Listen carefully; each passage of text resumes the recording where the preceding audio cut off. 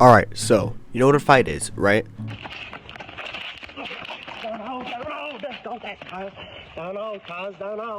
MMA is basically the closest thing you can get to watching a street fight. You take a cage and you tell this guy to fuck up that guy however he wants without scratching, eye pokes, biting, or putting a finger in his ass. Alright, now, there's a lot of different ways to fight, like boxing, kickboxing, wrestling, jiu-jitsu, Muay Thai, karate, taekwondo, and whatever this is.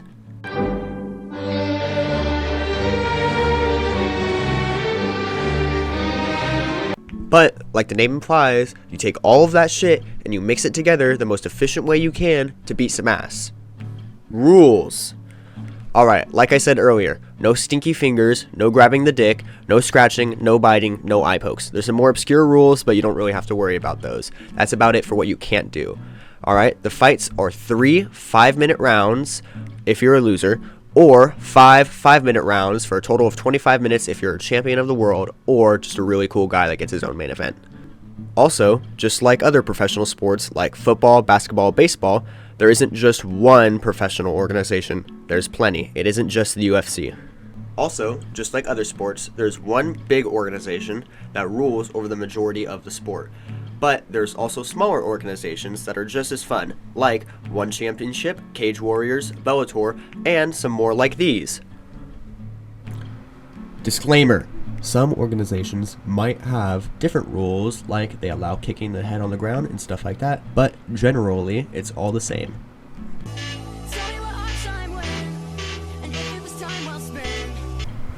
I'm going to use the UFC because it's the biggest organization, but the formula is pretty much interchangeable. Alright, so these guys up here with the belts, they are the big dicks in the locker room. All of these guys down here, they want to be the big dick in the locker room, so they fight amongst each other until they decide who has the biggest dick.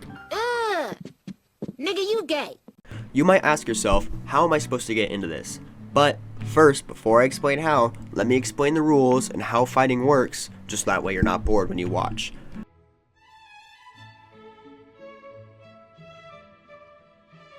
First of all, this guy wants to hit that guy and not get hit. Pretty simple, right?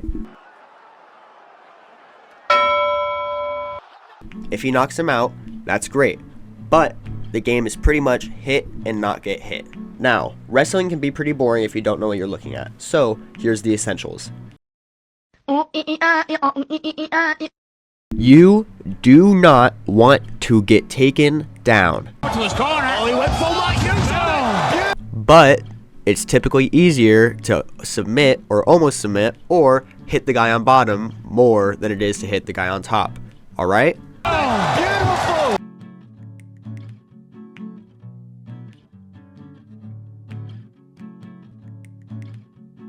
When or if somebody gets taken down, there's a few core positions. These positions are full guard, half guard, side control, full mount, and back control. At any time during the wrestling, you can get choked out or have a bone broken. These are called submissions, and you need to learn what they are.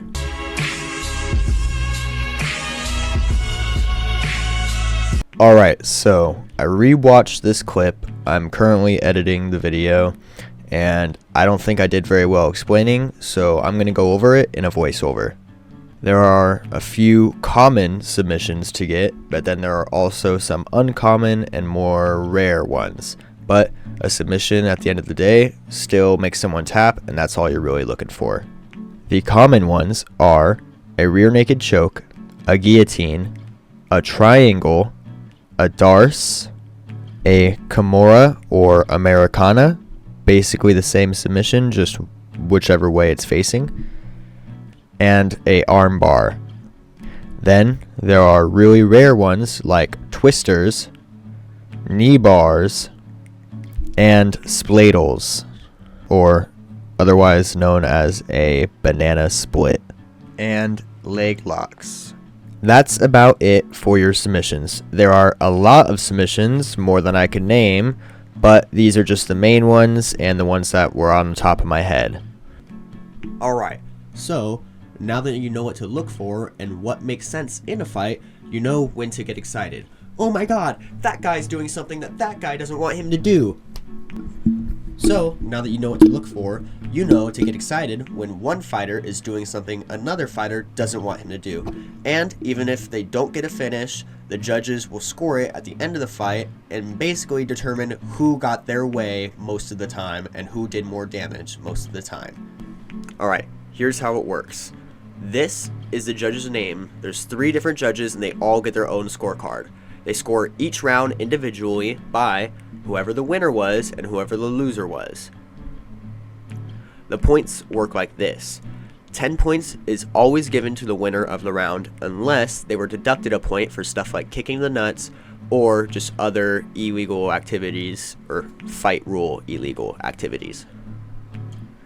The loser will always have 9 or less points if they got destroyed.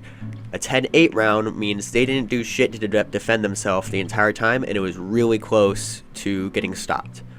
A 10-7 is very, very rare, but it basically means they were on the edge of being destroyed and finished the entire round without doing anything back. At the end of the rounds, the score from each round will be added up to the total.